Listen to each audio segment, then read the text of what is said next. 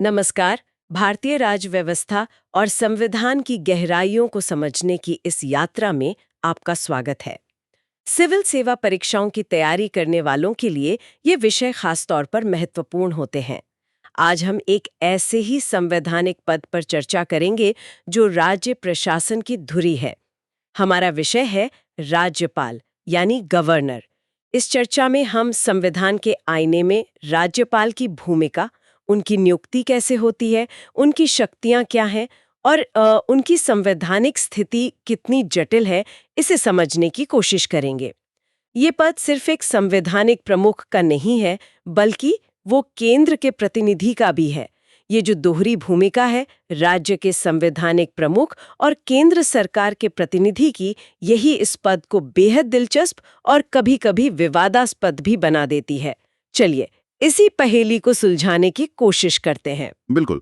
राज्यपाल का पद राज्य के शासन और केंद्र राज्य संबंधों के बीच एक महत्वपूर्ण कड़ी है और इसकी बारीकियों को समझना न सिर्फ परीक्षा के लिए जरूरी है, बल्कि ये भारतीय संघवाद की कार्यप्रणाली को समझने में भी मदद करता है। तो सबसे पहले ये समझते हैं कि संविधान में राज्यपाल के पद का प्रावधान कहाँ और कैसे किया गया है। जी। संविधान का भाग 6 वो राज्यों की सरकार से संबंधित है। इसी भाग में अनुच्छेद 153 से लेकर 167 तक राज्य कार्यपालिका यानी स्टेट एग्जीक्यूटिव का वर्णन है। राज्य कार्यपालिका। हाँ, इसमें राज्यपाल, मुख्यमंत्री, मंत्रिपरिषद और राज्य के महाधिवक्ता यानी एडवोकेट जनरल शामिल होते हैं। यहाँ एक बात ध्यान देने वाली है कि जैसे केंद्र में उपराष्ट्रपति का पद होता है, राज्यों में उस तरह का कोई उपराज्यपाल का पद नहीं होता। अच्छा, तो क्या राज्यपाल ही राज्य के मुख्य कार्यकारी प्रमुख हुए? हाँ, तकनीकी रूप से तो वही है, मतलब चीफ एग्जीक्यूटिव हेड। लेकिन जैसे केंद्र में राष्ट्रपति होते हैं, वैसे ही राज्यपाल भी नाम मात्र के कार्यकारी प्रमुख हैं, मतलब नॉमिनल हेड या कॉन्स्टिट्यूशनल हेड यानी संवैधानिक प्रमुख। जी। वास्तविक शक्तियां तो मुख्यमंत्री के नेतृत्व वाली मंत्रिपरिषद के पास होती हैं। और इसके साथ ही जैसा आपने कहा, राज्यपाल केंद्र सरकार के एक प्रतिनिधि या एजेंट के रूप में भी काम करते हैं। इसी वजह से उनकी भूमिका दोहरी, ड्यूअल रोल कही जाती है। अच्छा, क्या एक ही व्यक्ति एक से ज्यादा राज्यों का राज्यपाल बन सकता है? ये संभव है? हाँ, सामान्य तौर पर तो हर राज्य के लिए एक राज्यपाल होता है। लेकिन 1956 में 7वें संविधान संशोधन अधिनियम ने यह व्यवस्था कर दी कि एक ही व्यक्ति को 2 या 2 से अधिक राज्यों का राज्यपाल भी नियुक्त किया जा सकता है। ओके, अब आते हैं नियुक्ति पर। राज्यपाल की नियुक्ति होती कैसे है? क्या उनका चुनाव होता है? जैसे मैंने सुना है अमेरिका में गवर्नर्स का चुनाव होता है। नहीं, भारत में राज्यपाल का चुनाव नहीं होता। न तो जनता सीधे चुनती है और न ही राष्ट्रपति की तरह कोई विशेष निर्वाचक मंडल मतलब इलेक्टोरल कॉलेज होता है। तो फिर कैसे? व्यवहार में इसका मतलब है कि वे केंद्र सरकार द्वारा नामित होते हैं, नॉमिनी होते हैं। केंद्र सरकार के नॉमिनी। हाँ, हालांकि यहाँ ये स्पष्ट करना जरूरी है कि 1979 में सुप्रीम कोर्ट ने एक मामले में कहा था कि राज्यपाल का पद केंद्र सरकार के अधीन कोई रोजगार मतलब एम्प्लॉयमेंट नहीं है। अच्छा जी, ये एक स्वतंत्र संवैधानिक कार्यालय है और सैद्धांतिक रूप से केंद्र सरकार के नियंत्रण या अधीन नहीं है। ये दिलचस्प है कि संविधान सभा ने सीधे चुनाव की बजाय नियुक्ति की व्यवस्था क्यों अपनाई? मतलब कुछ तो सोचा होगा इसके पीछे। हाँ बिल्कुल, संविधान सभा में इस पर काफी बहस हुई थी और नियुक्ति प्रणाली चुनने के पीछे कई ठोस कारण थे। मोटे तौर पर 3 वजह समझ सकते हैं। पहला, संसदीय प्रणाली से तालमेल और टकराव से बचाव। टकराव कैसा? देखिए, अगर राज्यपाल भी चुना हुआ होता और मुख्यमंत्री भी चुना हुआ तो दोनों में शक्तियों को लेकर टकराव हो सकता था, है ना? हाँ, ये तो है। और क्योंकि संसदीय प्रणाली में वास्तविक शक्ति मंत्रिपरिषद के पास है, तो नामात्र के प्रमुख का चुनाव कराना व्यवस्था के अनुकूल नहीं माना गया। ठीक। और दूसरा कारण? दूसरा, राष्ट्रीय एकता और केंद्रीय पर्यवेक्षण। राष्ट्रपति द्वारा नियुक्ति से केंद्र को राज्यों पर एक हद तक नियंत्रण रखने में मदद मिलती है, जिसे देश की एकता और अखंडता बनाए रखने के लिए जरूरी समझा गया।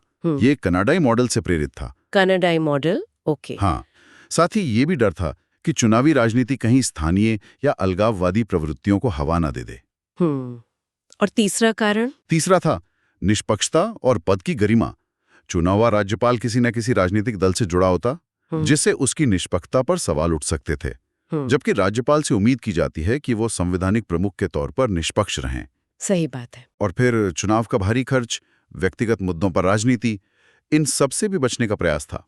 तो हमने अमेरिकी मॉडल की जगह कनाडाई मॉडल को अपनाया, जहां केंद्र द्वारा नियुक्ति होती है। जी हाँ, संविधान निर्माताओं ने भारतीय परिस्थितियों को देखते हुए कनाडाई मॉडल को ज्यादा उपयुक्त पाया। ठीक है, अब ये बताइए कि राज्यपाल बनने के लिए क्या योग्यताएं निर्धारित है, क्या क्वालिफिकेशंस चाहिए? संविधान में तो सिर्फ 2 योग्यताएं लिखी हैं। सिर्फ 2? कौन सी? पहली कि वह भारत का नागरिक हो, और दूसरी उसने 35 वर्ष की आयु पूरी कर ली हो। बस इतना ही? संविधान में तो हाँ, लेकिन इनके अलावा 2 परंपराएं भी विकसित हुई हैं। हालांकि ये संविधान में लिखी नहीं है, और सच कहूं तो कई बार इनका पालन नहीं भी होता। अच्छा, कौन सी परंपराएं? पहली कि राज्यपाल को उस राज्य का निवासी नहीं होना चाहिए जहां उसे नियुक्त किया जा रहा है, ताकि वो स्थानीय राजनीति से दूर रहे। बिल्कुल। और दूसरी परंपरा यह है कि नियुक्ति से पहले राष्ट्रपति संबंधित राज्य के मुख्यमंत्री से सलाह मशवरा कर लें, ताकि केंद्र राज्य संबंध सुचारू रहें। जी हाँ, लेकिन जैसा मैंने कहा, ये सिर्फ परंपराएं हैं, बाध्यकारी नहीं हैं। समझ गई। और राज्यपाल के पद के लिए क्या शर्तें हैं? मतलब पद पर रहते हुए उन्हें किन बातों का ध्यान रखना होता है?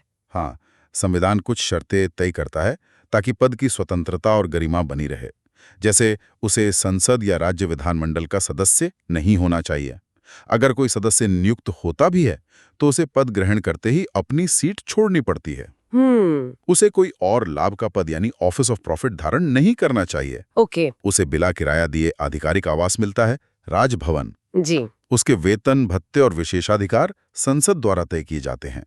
जैसे 2018 में वेतन बढ़ाया गया था करीब 1.10 लाख से 3.50 लाख प्रति माह किया गया था। अच्छा खासा वेतन है। जी, और अगर कोई व्यक्ति 2 राज्यों का राज्यपाल है तो उसका वेतन और भत्ते राष्ट्रपति द्वारा तय अनुपात में दोनों राज्य मिलकर देते हैं। और सबसे अहम बात, उसके कार्यकाल के दौरान उसके वेतन भत्ते कम नहीं किए जा सकते। ये महत्वपूर्ण है। अच्छा, क्या राज्यपाल को किसी तरह की कानूनी छूट या इम्यूनिटी भी मिलती है? हाँ, मिलती है। राष्ट्रपति की तरह ही राज्यपाल को भी पद पर रहते हुए कुछ महत्वपूर्ण उन्मुक्तियां, मतलब इम्यूनिटीज प्राप्त हैं। कैसी उन्मुक्तियां? देखिए, अपने आधिकारिक कार्यों के लिए वे किसी भी अदालत के प्रति जवाबदेह नहीं हैं। कार्यकाल के दौरान उन पर कोई आपराधिक कार्यवाही, क्रिमिनल प्रोसीडिंग्स नहीं चलाई जा सकती, चाहे वो उनके व्यक्तिगत काम से ही क्यों न जुड़ी हो। व्यक्तिगत काम से भी? हाँ, उन्हें गिरफ्तार या जेल में बंद नहीं किया जा सकता। हालांकि अगर उनके व्यक्तिगत कार्यों को लेकर कोई दीवानी मुकदमा, मतलब सिविल प्रोसीडिंग्स करना हो तो वो किया जा सकता है। लेकिन उसके लिए उन्हें 2 महीने का पूर्व नोटिस देना जरूरी है। ओके, ये स्पष्ट हुआ। अब शपथ की बात करते हैं। राज्यपाल शपथ किसके सामने लेते हैं और उनकी शपथ में क्या खास होता है? पद संभालने से पहले राज्यपाल को उस राज्य के उच्च न्यायालय, हाई कोर्ट के मुख्य न्यायाधीश के सामने शपथ लेनी होती है। अगर मुख्य न्यायाधीश मौजूद नहीं है तो उस कोर्ट के जो भी सबसे वरिष्ठ न्यायाधीश होंगे वो शपथ दिलाते हैं। और शपथ में क्या होता है? शपथ में वे निष्ठापूर्वक पद का पालन करने, संविधान और कानून का परिरक्षण, संरक्षण और प्रतिरक्षण करने। परिरक्षण, संरक्षण और प्रतिरक्षण, प्रिजर्व, प्रोटेक्ट एंड डिफेंड। जी हाँ, ये शब्द बहुत महत्वपूर्ण है। और साथ ही राज्य की जनता की सेवा और कल्याण में लगे रहने का वचन देते हैं। ठीक है। और उनका कार्यकाल कितना होता है? क्या वो 5 साल के लिए फिक्स होता है? सामान्यतः राज्यपाल का कार्यकाल पद ग्रहण करने की तारीख से 5 साल का होता है। सामान्यतः मतलब फिक्स नहीं है? बिल्कुल। यहाँ एक बड़ा किंतु है।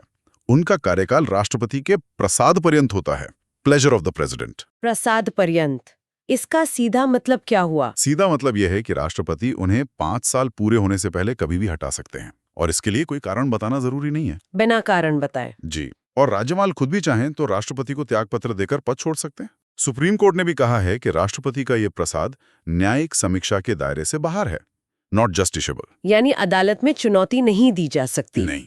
इसलिए राज्यपाल को कार्यकाल की कोई सुरक्षा, सिक्योरिटी ऑफ टेन्योर नहीं है। उन्हें कभी भी हटाया जा सकता है या एक राज्य से दूसरे राज्य में ट्रांसफर किया जा सकता है। ऐसा हुआ भी है शायद इतिहास में? हाँ, कई बार। जब केंद्र में सरकार बदलती है तो अक्सर कई राज्यपालों को हटाया या बदला जाता है। और अगर 5 साल पूरे हो भी जाएं तो भी राज्यपाल तब तक पद पर बने रहते हैं जब तक उनका उत्तराधिकारी आकर पद संभाल नहीं लेता। और अगर अचानक पद खाली हो जाए, जैसे मृत्यु हो जाए, तो राष्ट्रपति कोई अस्थायी व्यवस्था कर सकते हैं, जैसे हाई कोर्ट के चीफ जस्टिस को जिम्मेदारी सौंपना। चलिए अब बात करते हैं राज्यपाल की शक्तियों और कार्यों की। ये परीक्षा के नजरिए से शायद सबसे महत्वपूर्ण हिस्सा है। इन्हें किन श्रेणियों में बांटा जा सकता है? हाँ बिल्कुल, मोटे तौर पर राज्यपाल की शक्तियों को 4 हिस्सों में बांटा जा सकता है। कार्यकारी, एग्जीक्यूटिव, विधायी, लेजिस्लेटिव, वित्तीय, फाइनेंशियल और न्यायिक, जुडिशियल। ये शक्तियां काफी हद तक राष्ट्रपति की शक्तियों जैसी हैं, लेकिन कुछ महत्वपूर्ण अंतरों के साथ। क्या अंतर है? जैसे राज्यपाल के पास राष्ट्रपति की तरह कूटनीतिक, डिप्लोमैटिक, सैन्य, मिलिट्री या आपातकालीन शक्तियां नहीं होती। ठीक है, तो पहले कार्यकारी शक्तियों की बात करते हैं।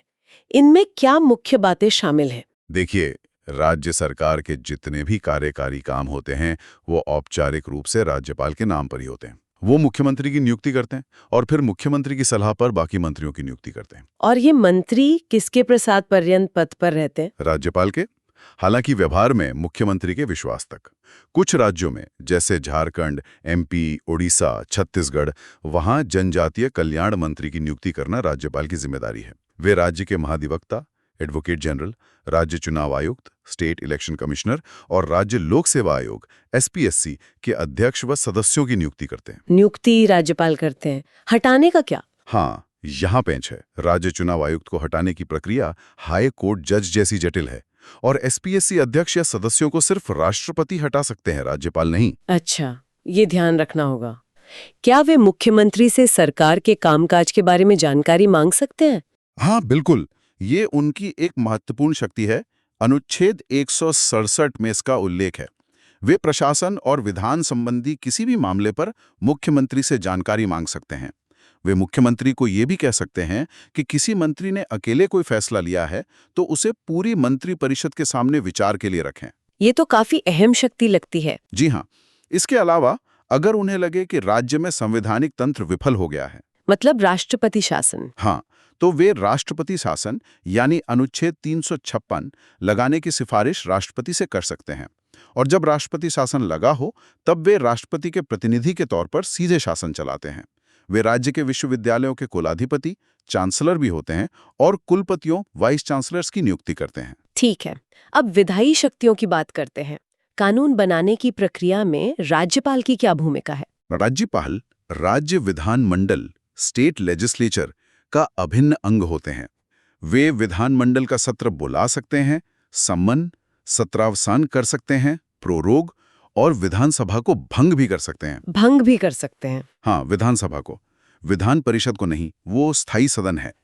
वे चुनाव के बाद पहले सत्र और हर साल के पहले सत्र में विधानमंडल को संबोधित करते हैं। जिन राज्यों में विधान परिषद है वहां वो कुल सदस्यों के लगभग 1/6 हिस्से को मनोनीत करते हैं। किन क्षेत्रों से? साहित्य, कला, विज्ञान, सहकारी आंदोलन और समाज सेवा के क्षेत्र से।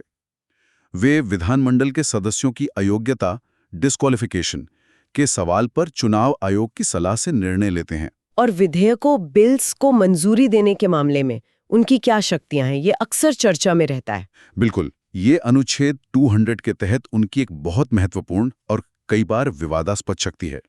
जब कोई विधेयक विधानमंडल से पास होकर उनके पास आता है तो उनके पास 4 विकल्प होते हैं। 4 विकल्प कौन कौन से? पहला, विधेयक को सहमति देना, असेंट, तब वो कानून बन जाता है।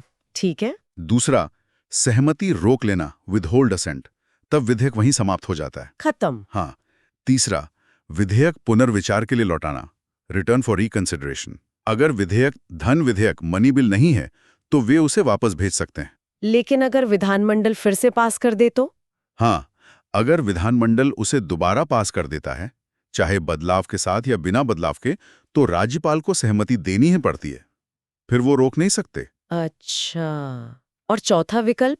चौथा और सबसे महत्वपूर्ण, राष्ट्रपति के विचार के लिए आरक्षित करना, रिजर्व फॉर प्रेसिडेंट्स कंसिडरेशन। ये कब कर सकते हैं? कुछ मामलों में तो ये अनिवार्य है, जैसे अगर कोई विधेयक राज्य उच्च न्यायालय की शक्तियों को कम करता हो या उसकी स्थिति को खतरे में डालता हो। इसके अलावा भी राज्यपाल अपनी समझ से, अपने विवेक से कुछ अन्य मामलों में विधेयक आरक्षित कर सकते हैं। जैसे कि? जैसे अगर विधेयक संविधान के प्रावधानों के खिलाफ हो या नीति निदेशक तत्वों के खिलाफ हो या देशहित के विरुद्ध हो या कोई गंभीर राष्ट्रीय महत्व का मामला हो। ये तो काफी व्यापक शक्ति है। जी, और अध्यादेश जारी करने की शक्ति, जिसे ऑर्डिनेंस पावर कहते हैं। हाँ, ऑर्डिनेंस। हाँ, अनुच्छेद 213 के तहत जब विधानमंडल का सत्र ना चल रहा हो और राज्यपाल को लगे कि भाई तुरंत कार्रवाई जरूरी है, तो वे अध्यादेश ऑर्डिनेंस जारी कर सकते हैं। इसकी शक्ति कानून जैसी होती है। हाँ, बिल्कुल।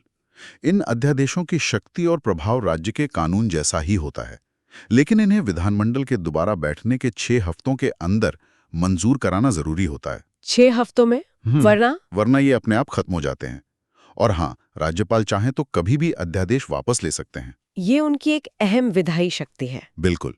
इसके अलावा वे राज्य वित्त आयोग, एसपीसी और सीएजी की जो राज्य के खातों से संबंधित रिपोर्ट होती हैं, उन्हें विधानमंडल के सामने रखवाते हैं। ठीक है। अब वित्तीय मामलों में राज्यपाल की क्या भूमिका है? Financial powers. देखिए, वो ये सुनिश्चित करते हैं कि राज्य का वार्षिक बजट, एनुअल फाइनेंशियल स्टेटमेंट विधानमंडल में पेश हो।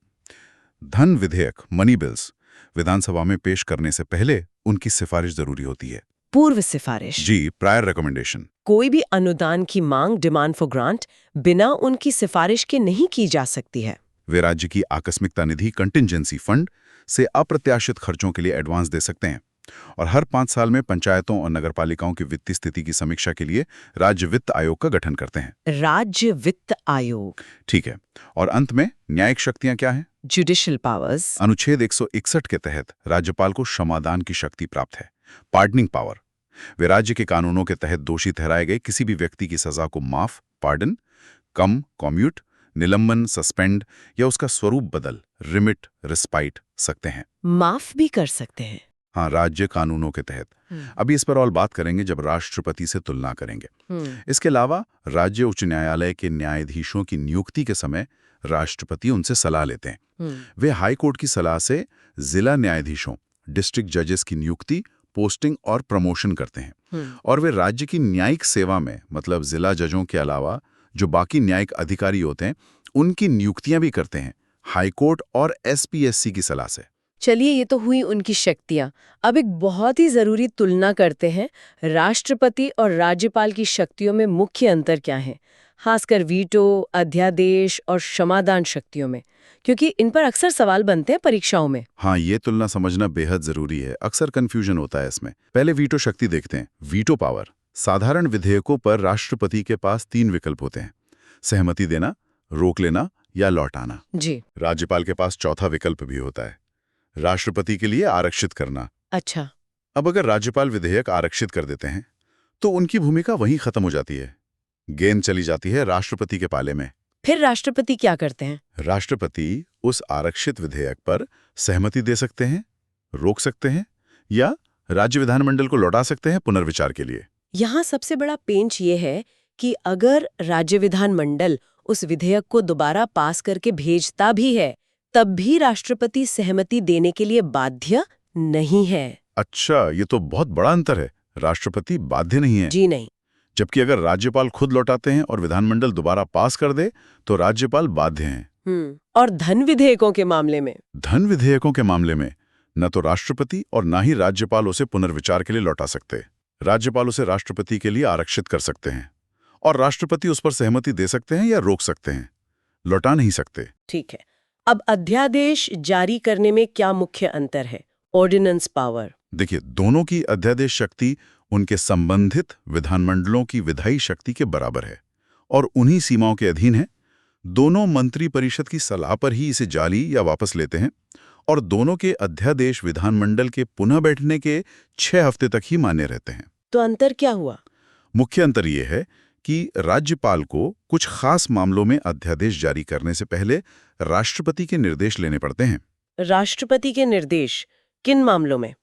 ये वो मामले हैं जहां वैसे ही कानून बनाने वाले विधेयक के लिए राष्ट्रपति की पूर्वानुमति जरूरी होती, या राज्यपाल उस विधेयक को राष्ट्रपति के लिए आरक्षित करना जरूरी समझते, या वैसा कानून राष्ट्रपति की सहमति के बिना अमान्य होता। राष्ट्रपति को ऐसे किसी पूर्व निर्देश की जरूरत नहीं पड़ती। समझ गई। और क्षमादान शक्ति में सबसे बड़ा फर्क? Pardoning power. हाँ, क्षमादान शक्ति। राष्ट्रपति केंद्रीय कानूनों के तहत सजा पाए लोगों को क्षमादान दे सकते हैं, राज्यपाल राज्य कानूनों के तहत। जी। ये तो स्पष्ट है। सबसे बड़ा अंतर है मृत्युदंड को लेकर। Death sentence. जी हाँ, राष्ट्रपति मृत्युदंड को पूरी तरह माफ कर सकते हैं, पार्डन दे सकते हैं, राज्यपाल नहीं कर सकते। बिल्कुल नहीं, चाहे सजा राज्य कानून के तहत ही क्यों न मिली हो। जी हाँ, भले ही सजा राज्य कानून के तहत मिली हो, मृत्युदंड को माफ करने की शक्ति सिर्फ राष्ट्रपति के पास है। हाँ, राज्यपाल मृत्युदंड को निलंबित, सस्पेंड, लघुकरण, कम्यूट या परिहार, रिमिट कर सकते हैं। मतलब सजा की प्रकृति बदल सकते हैं या अवधि कम कर सकते हैं, पर पूरी तरह माफ नहीं कर सकते। ये बहुत महत्वपूर्ण अंतर है। बिल्कुल। और दूसरा बड़ा अंतर है कोर्ट मार्शल यानी सैन्य अदालत की सजा का। जी, राष्ट्रपति सैन्य अदालत द्वारा दी गई सजा पर भी क्षमादान दे सकते हैं। राज्यपाल के पास ऐसी कोई शक्ति नहीं है। ओके, तो ये तुलना काफी महत्वपूर्ण है। जी हाँ, परीक्षा के लिए खास तौर पर। इन सब शक्तियों और प्रक्रियाओं को समझने के बाद राज्यपाल की संवैधानिक स्थिति को हम कैसे संक्षेप में समझ सकते हैं? क्या वे सिर्फ नाम मात्र के प्रमुख हैं या कुछ और भी? हाँ, ये अच्छा सवाल है। मोटे तौर पर वे नाम मात्र के या संवैधानिक प्रमुख ही हैं, क्योंकि हमारे यहाँ राज्यों में भी केंद्र की तरह संसदीय व्यवस्था है। तो वास्तविक शक्ति मुख्यमंत्री और मंत्री परिषद के पास है, जैसा अनुच्छेद 154, 163, 164 से स्पष्ट होता है। राज्यपाल को सामान्यतया मंत्री परिषद की सहायता और सलाह पर ही काम करना होता है। लेकिन यहाँ एक महत्वपूर्ण मोड़ आता है। संविधान कुछ मामलों में राज्यपाल को अपने विवेक, डिस्क्रेशन से काम करने की शक्ति भी देता है। विवेक से मतलब बिना मंत्री परिषद की सलाह के? हाँ, या जहां वो उनकी सलाह मानने को बाध्य नहीं है। ये विवेकाधीन शक्तियां उन्हें राष्ट्रपति से कैसे अलग करती हैं? दो मुख्य अंतर हैं यहाँ। पहला, संविधान स्पष्ट रूप से राज्यपाल के लिए विवेकाधीन शक्तियों का प्रावधान करता है। अनुच्छेद 163 में राष्ट्रपति के लिए ऐसा कोई स्पष्ट उल्लेख नहीं है, हालांकि राष्ट्रपति के पास भी कुछ स्थितिजन्य विवेक होता है। दूसरा, 42वें संशोधन के बाद राष्ट्रपति के लिए मंत्री परिषद की सलाह बाध्यकारी बना दी गई थी। बाद में 44वें संशोधन ने एक बार पुनर्विचार की छूट दी, लेकिन अंततः सलाह माननी पड़ती है। राज्यपाल के लिए सलाह की बाध्यता उतनी स्पष्ट नहीं है, खासकर उन मामलों में जहां संविधान उन्हें विवेक का प्रयोग करने की अनुमति देता है। और अगर ये सवाल उठे कि कोई मामला उनके विवेक के दायरे में आता है या नहीं, तो इस पर राज्यपाल का फैसला ही अंतिम होगा। उसे अदालत में चुनौती नहीं दी जा सकती कि उन्हें विवेक से काम करना चाहिए था या नहीं। अच्छा, तो राज्यपाल के विवेक के कुछ उदाहरण क्या हैं? इन्हें हम दो तरह से देख सकते हैं। एक है संवैधानिक विवेक, कॉन्स्टिट्यूशनल डिस्क्रेशन, जिनका जिक्र संविधान में ही है। जैसे विधेयक को राष्ट्रपति के लिए आरक्षित करना, अनुच्छेद 200, राज्य में राष्ट्रपति शासन की सिफारिश करना, अनुच्छेद 356, मुख्यमंत्री से जानकारी मांगना, अनुच्छेद 167, या कुछ विशेष राज्यों में जैसे असम, मेघालय वगैरह, वहाँ जनजातीय क्षेत्रों से जुड़े कुछ मामलों में। और दूसरी तरह का विवेक? दूसरा है स्थितिजन्य विवेक, सिचुएशनल डिस्क्रिशन। ये वो विवेक है जो राजनीतिक परिस्थितियों से पैदा होता है। इसका क्या मतलब हुआ? जैसे चुनाव के बाद किसी भी दल को स्पष्ट बहुमत न मिला हो तो मुख्यमंत्री किसे नियुक्त करें? हाँ, ये तो मुश्किल स्थिति होती है। या जब पद पर आसीन मुख्यमंत्री की अचानक मृत्यु हो जाए और कोई स्पष्ट उत्तराधिकारी ना हो। हाँ। या जब मंत्री परिषद विधानसभा का विश्वास खो दे तो उसे बर्खास्त करना, या अगर मंत्रिपरिषद बहुमत खो चुकी है तो उसकी सलाह पर विधानसभा भंग करनी है या नहीं। ये तो बहुत महत्वपूर्ण निर्णय है। जी हाँ, और ये राज्यपाल अपने विवेक से लेते हैं। क्या राज्यपाल की कुछ विशेष जिम्मेदारियां भी होती हैं? Special responsibilities. हाँ, कुछ राज्यों के राज्यपालों पर संविधान कुछ विशेष जिम्मेदारियां भी डालता है, जिनके लिए उन्हें राष्ट्रपति से निर्देश मिलते हैं। इन मामलों में उन्हें मंत्री परिषद से सलाह तो लेनी होती है, पर अंतिम निर्णय वे अपने विवेक से करते हैं। ये किन राज्यों में? ये जिम्मेदारियां अक्सर कुछ राज्यों के पिछड़े क्षेत्रों के विकास से जुड़ी होती हैं, जैसे महाराष्ट्र में विदर्भ, मराठावाड़ा, गुजरात में सौराष्ट्र, कच्छ, या फिर कानून व्यवस्था से, जैसे नागालैंड, अरुणाचल प्रदेश में, या सिक्किम, मणिपुर, असम, कर्नाटक के कुछ क्षेत्रों के संबंध में भी विशेष प्रावधान है। तो ये स्पष्ट है कि राज्यपाल की दोहरी भूमिका राज्य के प्रमुख और केंद्र के प्रतिनिधि उनकी स्थिति को काफी जटिल बना देती है। बिल्कुल, यही दोहरी भूमिका भारतीय संघवाद में राज्यपाल के पद को अद्वितीय और अक्सर बहस का केंद्र बनाती है। वे राज्य के संवैधानिक प्रमुख हैं, पर उनकी नियुक्ति और पद से हटाया जाना केंद्र पर निर्भर करता है, और उनके पास ये विवेकाधीन शक्तियां भी हैं। ये संतुलन साधना ही इस पद की सबसे बड़ी चुनौती है। तो आज हमने राज्यपाल के पद से जुड़े कई अहम पहलुओं को छुआ, उनकी नियुक्ति की प्रक्रिया और उसके पीछे के तर्क, उनकी विस्तृत कार्यकारी, विधायी, वित्तीय और न्यायिक शक्तियां। राष्ट्रपति के साथ उनकी शक्तियों की महत्वपूर्ण तुलना और सबसे बढ़कर उनकी जटिल संवैधानिक स्थिति जिसमें उनकी दोहरी भूमिका और विवेकाधीन शक्तियां शामिल हैं। हाँ, और ये समझना कि कैसे ये दोहरी भूमिका, खासकर विवेकाधीन शक्तियां, केंद्र राज्य संबंधों को प्रभावित करती हैं, ये सिविल सेवा परीक्षा के लिहाज से खासकर जीएस पेपर 2 के लिए बहुत महत्वपूर्ण है। इससे शासन प्रणाली, संवैधानिक पदों के बीच शक्ति संतुलन और भारतीय संघवाद की जो व्यावहारिक चुनौतियां हैं, उन पर एक गहरी समझ विकसित होती है। निश्चित रूप से इस चर्चा से राज्यपाल के पद को लेकर एक स्पष्ट और विश्लेषणात्मक दृष्टिकोण बनाने में मदद मिलेगी, ऐसी मुझे उम्मीद है। और जाते जाते एक सवाल छोड़ जाते हैं जिस पर विचार करना आपकी तैयारी को और पुख्ता कर सकता है। जी। सवाल यह है, संविधान राज्यपाल को राज्य के मुखिया और केंद्र के प्रतिनिधि की जो दोहरी और कभी-कभी विरोधाभासी लगने वाली भूमिकाएं सौंपता है, क्या वो हमेशा भारतीय संघवाद के सिद्धांतों के साथ सामंजस्य बिठा पाती हैं? विशेषकर तब जब केंद्र और राज्य में अलग-अलग दलों की सरकारें हों, तो इस दोहरी भूमिका से उत्पन्न होने वाले तनावों का शासन पर क्या असर पड़ता है? इस पर सोचना आपको इस पद की जटिलताओं को और बेहतर ढंग से समझने में मदद करेगा। ये वाकई एक विचारणीय प्रश्न है। इस महत्वपूर्ण विश्लेषण के लिए धन्यवाद।